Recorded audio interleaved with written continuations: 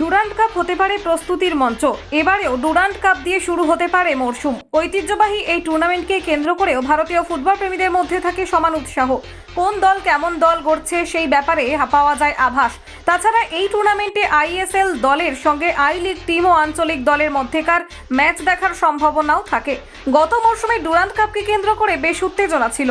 ফেডারেশনের পক্ষ থেকে উদ্যোগ নিয়ে নতুন করে সাজানো হয়েছিল ডুরান্ড কাপ। বেশিরভাগ দলের কাছে এই টুর্নামেন্ট প্রাক মরশুম প্রস্তুতি স্বরূপ।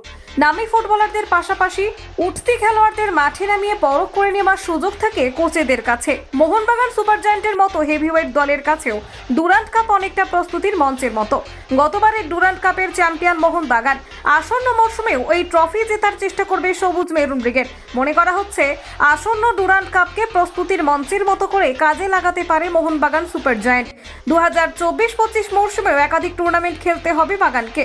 ডুরান্ড কাপ ছাড়াও রয়েছে Kolkata football league, Indian super league, super cup, ACL 2 প্রতিযোগিতা। ACL 2, ইন্ডিয়ান সুপার লিগ, এই দুটো প্রতিযোগিতাকে বাগান বাড়তি গুরুত্ব দেবে সেটা ধরে নেওয়াই যায়। দীর্ঘ মরশুমের কথা মাথায় রেখে ডুরান্ড কাপে স্কোয়াডের ছেলেদের পরখ করে নিতে পারেন কোচ। কলকাতা 24/7.in।